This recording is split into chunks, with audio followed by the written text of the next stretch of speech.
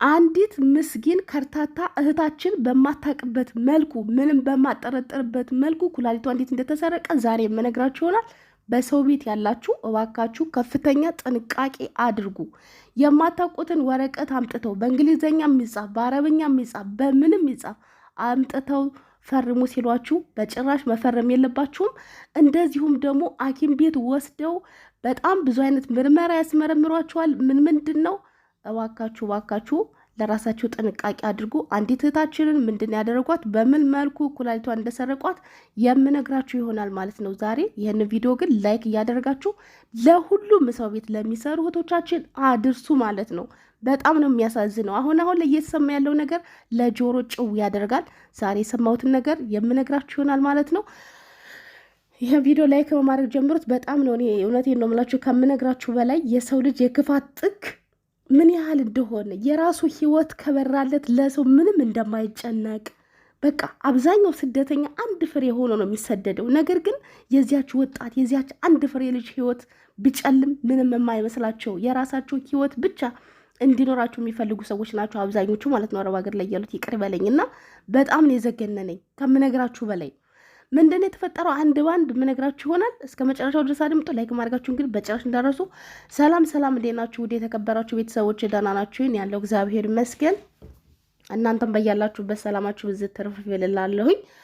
ምክንያቱም ያው ከምንም በላይ ሰላም ይቀድማል። ሰላም ከሌለ ሁሉ ነገር ከንቱ ነው። የሁሉም ነገር መሰረት ሰላም ነውና ሰላማችሁ ይብዛላለሁኝ። እንግዲህ ዛሬ ይዤላችሁ የመጣሁት በተለይ በሰው ቤት ያላችሁ ጥንቃቄ እንዲሆናችሁ ነው ማለት ነው። እስከ ዛሬ በጣም ብዙ ነገር ሰምተናል። ከቀን ወደ ቀን ግን ነገሩ ሲስተሙ ሁሉ እየተቀያየረ በአዳዲስ ሲስተም ነው የምንሰማው ነገር። እጅግ በጣም ነው የሚያሳዝነው ማለት ነው። በዚህ ቼታችን ላይ የደረሰው ነገር ምንድን ነው? እንግዲህ ከምሰራበት ቦታ ወደ ሊቢያ እንድትሄድ ያደርጋሉ። እዚያ ዘመድ አላቸው። እዚያ ስትሄድ ሴትዮዋ ታማሚ ናት፣ ዳያሊሲስ ታደርጋለች። ያው እንግዲህ ታማሚ ብትሆን ምን ማድረግ ትችላለች? ስደተኛ ነች። የትም ቦታ ይዘውን ሲሄዱ ብዙ ጊዜ እንግዲህ ህጋዊ ስንሆን ከአንዱ ሀገር ከእነሱ ጋር ተከትለን እንሄዳለን ማለት ነው። እዚያ ትሄዳለች፣ ጥለዋት ይመጣሉ። ሴትዮዋን በጣም ትንከባከባለች፣ ታስታምማታለች። እዚያ ከሄደች ጀምሮ ግን ወረቀት የላትም ማለት ነው ልጅቱ። እና እንደዚያ እያስታመመቻት በሆነ ቀን ድንገት ተነስተው ወደ ሐኪም ቤት እንሂድ ይሏታል። ትሄዳለች፣ ሙሉ ምርመራ ይደረግላታል። ያው እንደዚያ ሲደረግላት ወረቀት ሊሰራላት ነበር የመሰራት። እንደዛ ሆነው ይመለሳሉ። በሶስተኛው ቀን እንደገና ተደውሎላቸው ይጣራሉ ወደ ሐኪም ቤት። ከሄዱ በኋላ ምንድን የተደረገችው ሙሉ ሰውነቷን ወደ ልክ እንዴት ነው እኔ በጣም የገረመኝ። እንደዚህም አይነት ሐኪም ቤት አለ እንዴት ላላችሁ ሙሉ ሰውነቷን ክትትል የሚያደርግ ማለት ነው። ከእግር ጥፍሯ እስከ ሙሉ በቃ ያለው ሰውነቷ፣ ልቧም፣ ሁሉም ነገር እዚያው ኮምፒውተር ላይ እንዲታይ ተደርጎ ጠቅላላ ሰውነቷ ይገባና ማሽን ውስጥ ትታያለች ማለት ነው። ሙሉ ጤንነቷ እንዲረጋገጥ። እንደዚያ ከተረጋገጠ በኋላ በሌላኛው ቀን ይቀጥሯቸዋል። ተመልሰው ይሄዳሉ። ተመልሰው ሲሄዱ እንግዲህ ልጅቷ ምንም በማታውቀው ሁኔታ ወረቀት ላይ ፈርሚ ትባላለች። ያን ወረቀት ምን ይሁን ምን ይጻፍ ሳታነብ ሳታውቅ እዚያ ወረቀት ላይ ትፈርማለች። እንግዲህ በራሷ ፍቃድ ኩላሊቷን አሳልፋ ሰጥታለች ማለት ነው፣ እዚያ ጋር ስለፈረመች ብቻ። ምክንያቱም ፈርማለች ወዳለች ነው እንጂ አላነበበችውም። ማንም ምንም የሚል ነገር የለም ማለት ነው። ከዚህ በፊት እንግዲህ አንዲት እህታችን ሳውዲ አረቢያ ላይ አንድ አይኗ ታማ በድንገት በጣም ብዙ ነገር ድረሱልኝ እያለ ቲክቶክ ላይ ራሱ በጣም እያለቀሰች ነበረ። ከዛ አንድ ጓደኛዋ ችግር የለውም በቃ እኔ ውክልናውን ወስዳለሁ፣ ኦፕራሲዮን እንድትደረግ እረዳታለሁ፣ ብዙ ነገር አደርጋለሁ ብላ ሄደው አብረው አረብኛ እኔ አነባለሁ ምንም ችግር የለውም ያለውን ነገር እኔ ፈርማለሁ ብላ ስለሄደች ፈርማላት። እንግዲህ ሙሉ አይኗ እንዲወጣ ነው የተደረገችው ማለት ነው። ሙሉ አይኗ ሳይሆን መውጣት የነበረበት ኦፕራሲዮን ተደርጋ ግማሽ ነበር ከላይ መደረግ የነበረበት። እንግዲህ በጣም ብዙዎችን አጨቃጭቀው እንደገና እንግዲህ አይኗን በጣም እየወጋት፣ ምክንያቱም ሙሉ ለሙሉ አይኗ ከወጣ በጣም አስቸጋሪ ስለሆነ ሌላ ነገር እንዲሞላለት ተደርጓል ከዚያም በኋላ ማለት ነው። ያቺ ልጅቷ ግን ውክልና ወስዳ እንግዲህ አይኗ እንዴት እንዲወጣ እንዳደረገች ራሱ ፈጣሪው ይወቀው። እንግዲህ እኔም አላነበብኩ ነው የምትለው። ብዙ ቲክቶክ ላይ በጣም ብዙ መጨቃጨቂያ ነበር በወቅቱ ታስታውስ እንደሆነ ማለት ነው። እና ምልላችሁ ነው አሁን ላይ በጣም ብዙ እህቶቻችን በየቦታው በየሄዱበት ህይወታቸው እያለፈ በፍቅረኛሞች አማካኝነት ነው፣ በእንትን ምክንያት ነው። ምክንያታቸው የተለያየ ነው። ብቻ አንዷ እንግዲህ ከዱባይ ቱርክ ሄዳ ያረፈችው እህታችን በቃ ሰውነቷ ቢጫ ሆነ፣ ተቀያየረች። ድንገት ምን እንደሆነች አናውቅም። ከዛም በኋላ በፍቅረኛዋ ምክንያት መሯት ስለነበር ራሷን አጠፋች። ደብዳቤ ጽፋ አስቀመጠች። በጣም ብዙ መረጃ ነው የወጣባት፣ በጣም ብዙ። እንደገና ደግሞ ተመልሶ እዚህ ዱባይ ላይ ሲመጣ ዱባይ ላይ ያለችው አብራት የምትሰራው ፍቅረኛዋን ይዛ ችት አድርጎባት ነው ምናምን ብዙ ነገር ብቻ ተወርቷል። ኢትዮጵያ ስትሄድ ግን ልጅቱ እንግዲህ ኩላሊቷ እንደሌለና ባዶ እንደሆነች ቀፎ ሆና እንደሄደች ነው እየተነገረ የነበረው። ብቻ በጣም ብዙ የሚገራርሙ ነገሮች እየሰማን ያለ ነው በእህቶቻችን ዙሪያ ማለት ነው። እህታችን ግን በራሷ ጊዜ ፈርማን የሰጠችው እና ምን ልላችሁ ነው፣ አሁን ላይ ሌባ በዝቷል። እናንተ ገና ወጣት ነኝ ሰው ያዝንልኛል፣ እናንተ አዛኝ ከሆናችሁ ሰው አያዝንላችሁ። እናንተ ሰው ወደዳችሁ ማለት ሰው እናንተን ይወዳችኋል ማለት አይደለም። እውነቴን ነው የምላችሁ፣ ክፉ ሁኑ ከዚህ በኋላ።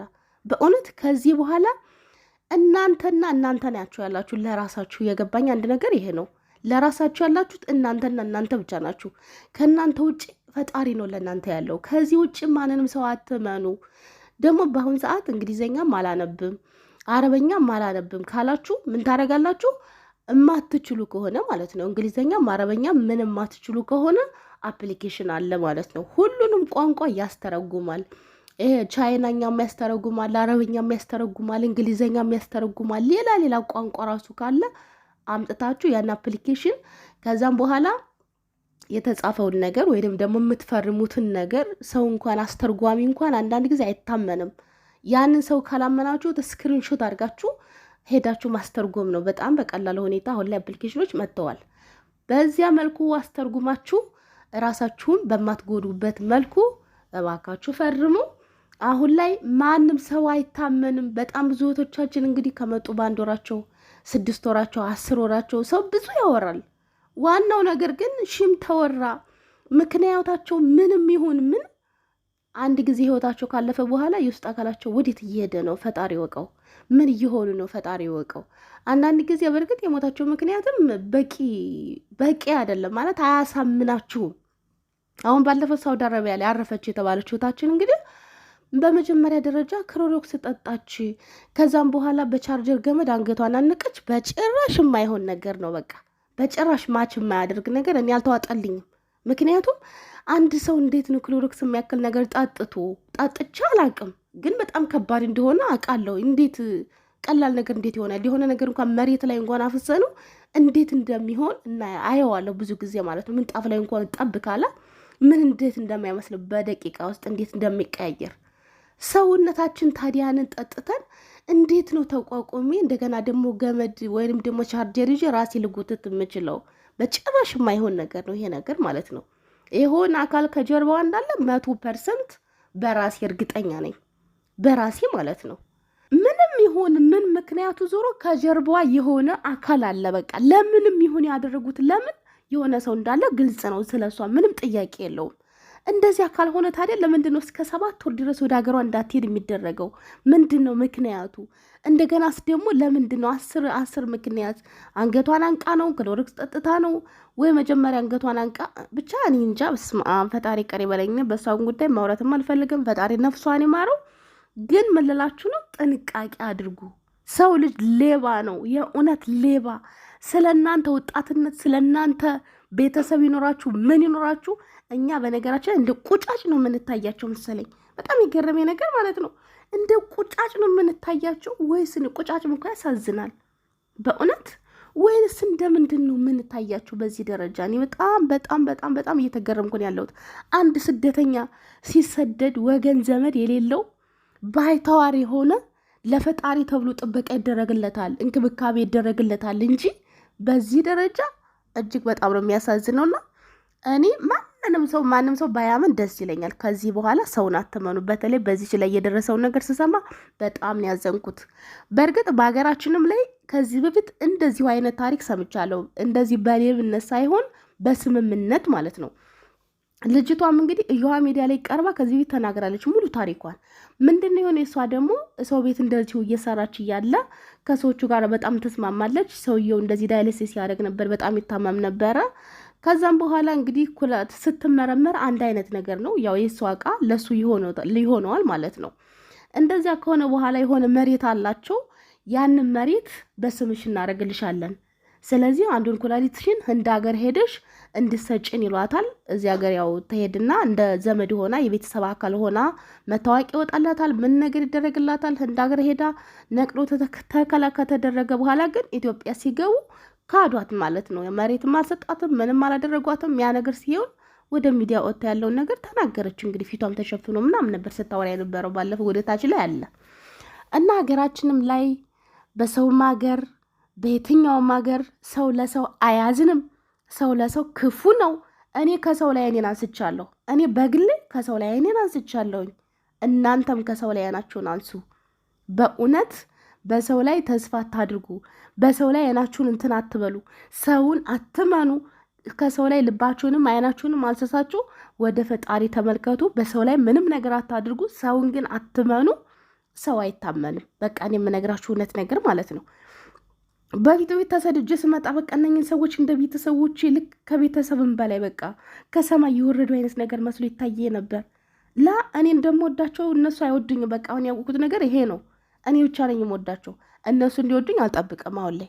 እስከ ዛሬ ግን ብዙ ጊዜ ብዙ ምልክት እያሳዩኝ ራሱ የሚወዱኝ መስለኝ ነበር። ምክንያቱም እኛ እኮ እንደ ልጆቻችን ነው የምናይሽ፣ እኛ እኮ እንደዚህ ነው እኮ የምናይሽ፣ መቼ ነው ደግሞ አንቺ እንደዚህ አይተንሽ የምናውቅ ይሉኛል። አንዳንድ ነገር እንኳን ስላቸው ማለት ነው።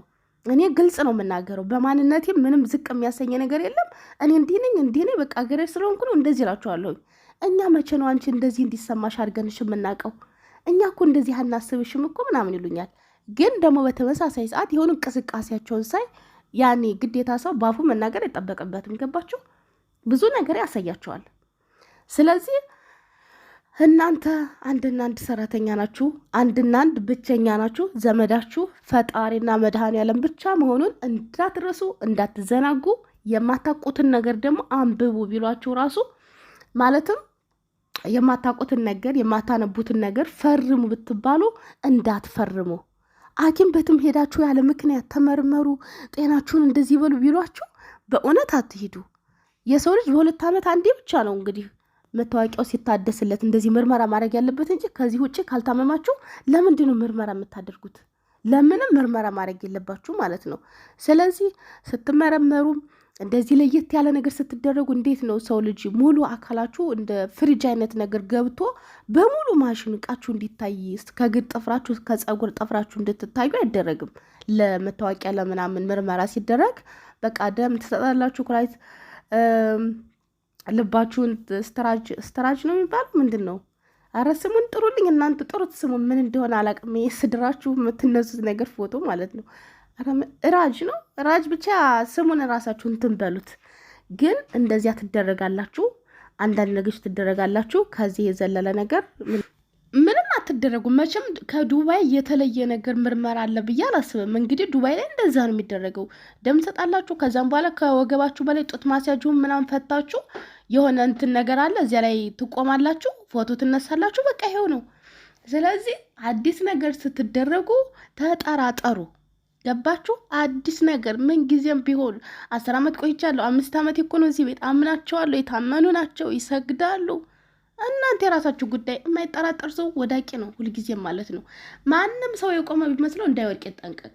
ማንኛችሁን ቆም ያለው ብላችሁ አትተማመኑ በራሳችሁ ላይ። መቼ እንደምትወድቁ አታውቁትምና፣ ስለዚህ መጠራጠር መጠየቅ ልመዱ ነው የምላችሁ ጓደኞቼ። በእውነት በጣም ያሳዝናል። በስደት ሀገር ላይ የሰው ልጅ እንጀራ ፈልጎ ድሃ ሆኑ ሰው ሀገር ነው የሚሄደው ሰው ናቸው ብሎ ቋንቋውንም ባያቅ ምኑንም ባያቅ አይኑን ጨፍኖ ሲሄድ ሰው እንዴት በዚህ ደረጃ እንዳውሬ በቃ ብቸኛውን ነውና ብቻውን ላጥቃው ብሎ መሯሯጥ ምን ይሉታል? ብዙ ነገር እየሰማን እያየን ያለ ነው። ልብ ይሰብራል።